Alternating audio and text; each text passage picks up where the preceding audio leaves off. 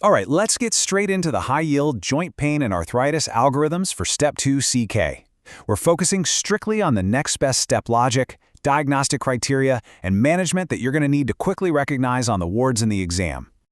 Here is our diagnostic map for today. We're going to compartmentalize the differential diagnoses into 5 key branches: joint pain triage, osteoarthritis versus rheumatoid arthritis, JIA and Felty syndrome, septic arthritis and DGAI, and finally, spondyloarthritis and gout.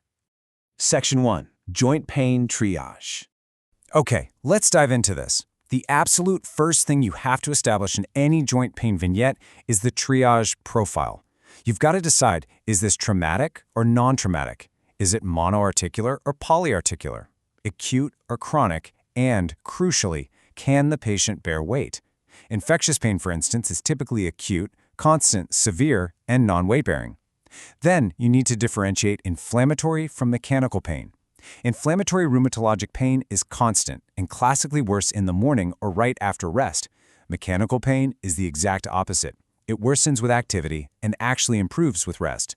You've got to establish this timing right off the bat. When analyzing synovial fluid, knowing your exact white blood cell cutoffs is absolutely non-negotiable. Normal fluid has very low WBCs.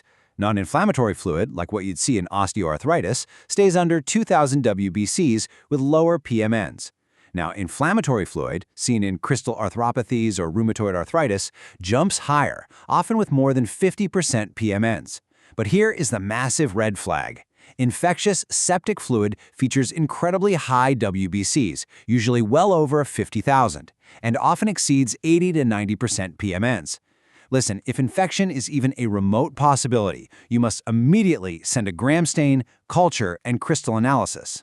Section 2. Osteoarthritis versus rheumatoid arthritis. Let's start with osteoarthritis. You'll notice classic distal interphalangeal or DIP and first carpometacarpal joint involvement. This degenerative joint disease is heavily tied to age, obesity, prior trauma, joint malalignment, and occupational loading. What you're looking for here is brief morning stiffness lasting less than 30 minutes, bony hypertrophy, limited range of motion, and crepitus. Plus, inflammatory markers like ESR and CRP, they'll be completely normal. For the next best step in management, start strictly with exercise and weight loss, followed by topical or oral NSAIDs, duloxetine, or capsaicin before you even consider injections or joint replacement for severe cases. And this brilliantly illustrates the stark contrast with rheumatoid arthritis. RA causes symmetric inflammatory small joint arthritis. We're talking classic metacarpophalangeal or MCP joints, the PIP joints, and the wrists, often showing periarticular erosions and causing serious deformity over time.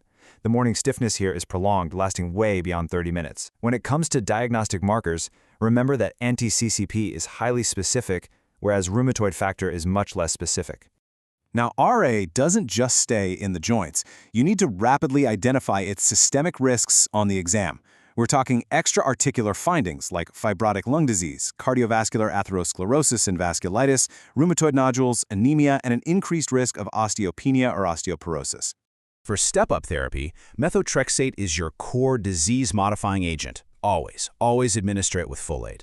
But before starting, the vignette requires you to check pregnancy status, assess liver and renal function, note excessive alcohol use, and screen for hepatitis and TB. If symptoms persist for over 6 months, you step up. If you add hydroxychloroquine, that requires baseline and ongoing ophthalmologic eye monitoring. And adding a biologic, like a TNF inhibitor, that severely increases infection risk. Section 3. GI and Felty syndrome. So the crucial point is that Felty syndrome has a strict diagnostic rule. You have to see the triad: severe erosive rheumatoid arthritis plus neutropenia, which is an absolute neutrophil count under 2,000, and splenomegaly. Please don't fall for the trap of diagnosing this without the neutropenia. RA with splenomegaly alone is simply not enough. Now, for juvenile idiopathic arthritis, symptoms have to last at least 6 weeks. Systemic JIA is defined by a quotidian or daily spiking fever alongside an evanescent rash, hepatosplenomegaly, and lymphadenopathy. But here's the critical takeaway. Patients with oligoarticular or polyarticular JIA absolutely need aggressive ophthalmology screening. They can develop uveitis that is completely asymptomatic but can rapidly lead to irreversible vision loss. Section 4. Septic arthritis and disseminated gonococcal infection. We're entering the absolute medical emergency branch now. If a patient presents with an acute, hot, swollen joint, decreased range of motion, fever, elevated ESR or CRP, and risk factors like older age, diabetes, IV drug use, alcoholism, or recent intra-articular steroid injections, do not anchor on gout. Any possible septic arthritis requires urgent arthrocentesis.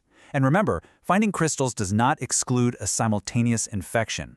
Treat based on the gram stain. Target gram-positive cocci with vancomycin, gram-negative rods with a third-generation cephalosporin, and definitely use broader coverage when the patient is immunocompromised or microscopy is negative. In a pediatric vignette for septic arthritis, the child will usually present with fever, a direct refusal to bear weight, and highly limited motion. The management here requires immediate joint aspiration, surgical drainage or debridement, and IV antibiotics. The fight-bite mechanism is deceptively dangerous. A clenched fist bite injury causes a puncture through the thin, soft tissue directly over the MCP joint. This basically encloses bacterial proliferation, specifically oral flora like Eikenella corridans and skin flora like Staph aureus, right under the extensor tendon and within the joint capsule. Management requires urgent surgical irrigation and debridement, right along with antibiotics like IV ampicillin sulbactam. Disseminated gonococcal infection, or DGI, can present as purulent monoarthritis, but classically you're going to see the triad of tenosynovitis, dermatitis, and migratory polyarthralgias. Your next best step is to obtain synovial studies, plus nucleic acid amplification testing and cultures from mucosal sites. Treat this aggressively with IV ceftriaxone alongside chlamydia coverage, and make sure to do joint drainage when purulent. Section 5. Spondyloarthritis and gout. Now, what's really interesting about this is that ankylosing spondylitis will typically be a patient under 40 with back pain that is distinctly worse at night or at rest and actually improves with exercise. Look out for sacroiliitis, reduced spinal mobility, enthesitis, dactylitis, anterior uveitis, and potentially aortic regurgitation. Initial treatment relies heavily on exercise, physical therapy, and NSAIDs before stepping up to TNF or IL-17 inhibitors for the refractory cases. Let's move to reactive arthritis and see how this builds. Here, the timeline is everything. It begins with a preceding genitourinary infection, like chlamydia or enteritis from Salmonella or Shigella. This leads to musculoskeletal symptoms, including asymmetric oligoarthritis, enthesitis, and dactylitis.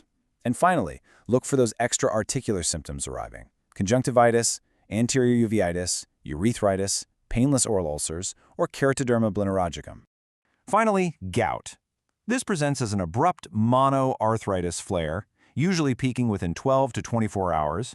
The patient often has underlying risk factors like chronic kidney disease, diuretic use, low-dose aspirin, alcohol, obesity, trauma, surgery, hospitalization, or dehydration. First-line therapy is always NSAIDs or colchicine. However, you must absolutely recognize the strict contraindication pathway here. If the vignette states the patient has renal failure, NSAIDs and colchicine are totally contraindicated, and you must use corticosteroids when managing the acute flare.